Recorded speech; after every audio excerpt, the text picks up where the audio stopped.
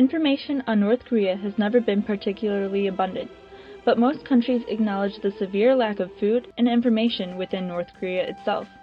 One way of trying to examine this elusive country is through its use of cinema, particularly examining North Korea's response to crises by showing its population propaganda films.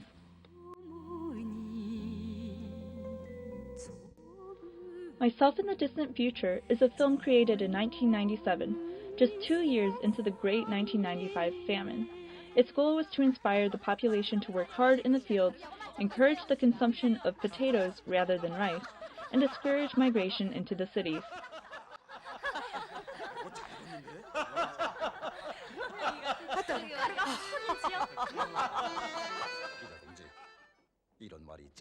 The plot focused on the life of a Pyongyang taxi driver named Seung-jun, who coasted through life on the success of his war hero grandfather and respectable father.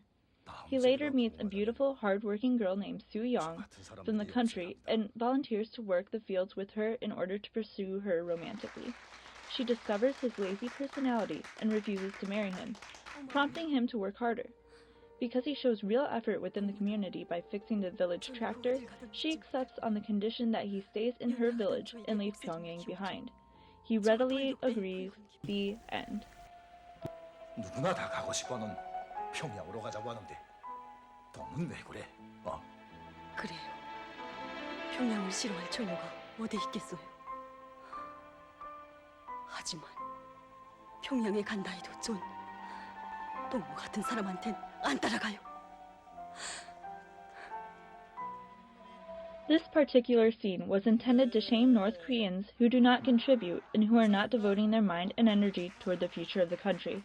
It is also trying to encourage potatoes over rice, because potatoes are more easily grown than rice due to the drought, which made rice paddies difficult to maintain, not to mention the lack of farmers who likely perished in the famine.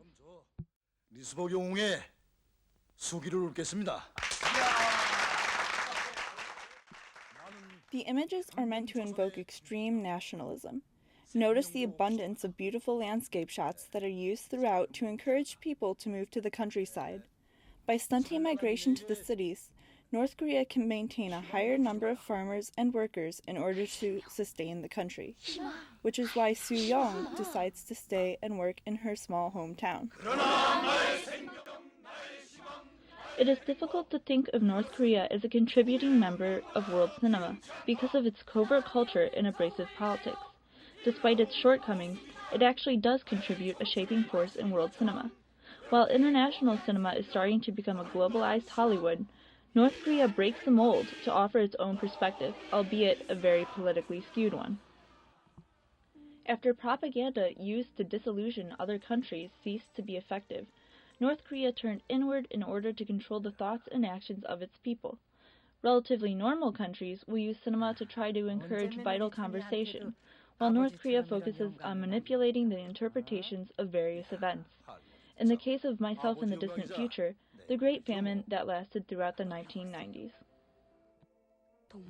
Beginning in 1995, North Korea suffered through violent hailstorms, followed by 2 summers of massive flooding that destroyed 1.2 million metric tons of corn and 600,000 metric tons of rice, nearly 60% of the 1997 harvest.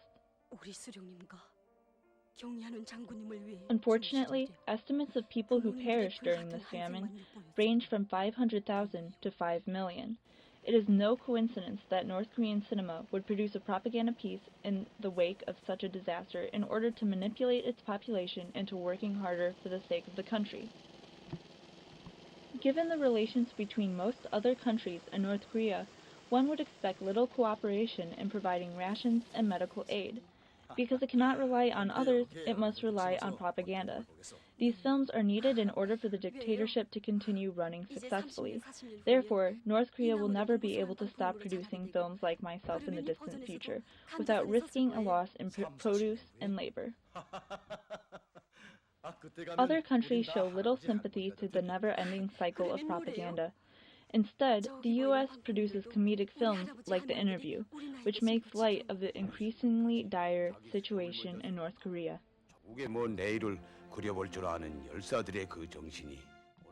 Without much aid from the largest countries, omitting China, North Korea was forced to turn inward to its citizens. Myself in the Distant Future is a direct result of the few options North Korea had in order to maintain the agricultural and engineering growth it needed to survive within itself. Just as world cinema is a reflection on life in that time period, Myself in the Distant Future is a reflection on the stagnant nature of North Korean cinema and the country itself.